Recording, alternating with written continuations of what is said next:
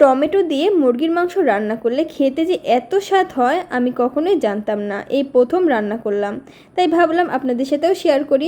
প্রথমে আমি প্যানে তেল গরম করে নিলাম, তারপর হাফ চামচ লবণ, 2টা তেজপাতা, গরম মশলা দিয়ে তারপর আমি মাংসগুলো দিয়ে দিলাম, দিয়ে ভালোভাবে নেড়ে নিচ্ছিলাম। মাংসগুলো নাড়া হয়ে গেলে আমি টমেটো দিয়ে দিলাম, টমেটো দিয়ে এখন আমি ভালোভাবে নেড়ে নিব।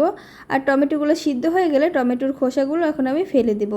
1 কাপ পেঁয়াজ কুচি, আস্ত গোটা জিরা, 1 চামচ লবণ, 1 চামচ গুঁড়ো মরিচ, 1 চামচ হলুদ, আদা রসুন পেস্ট, ধনিয়া আর গরম মশলা, কাঁচামরিচ সব কিছু দিয়ে এখন আমি ভালোভাবে নেড়ে চেড়ে নিব। 2 চামচ টক দই দিয়ে দিলাম, দিয়ে এখন আমি ভালোভাবে কষিয়ে নিব। হালকা একটু পানি দিয়ে দিলাম, দিয়ে ঢাকনা দিয়ে ঢেকে দেব। তারপর কয়েকটা রসুন দিয়ে দিলাম, দিয়ে ভালোভাবে নেড়ে চেড়ে এখন আমি পরিমাণ মতো পানি দিয়ে দিব, দিয়ে ঢাকনা দিয়ে ঢেকে দিব। আধা ঘন্টা পর আমি 1 চামচ জিরা গুঁড়া দিয়ে দিলাম। আর এভাবেই আমি আরও 10 মিনিট রান্না করে নিলাম। এই যে আমার রান্নাটি হয়ে গেছে। আমার রান্নাটি আপনাদের কেমন লাগলো অবশ্যই কমেন্ট করে জানাবেন।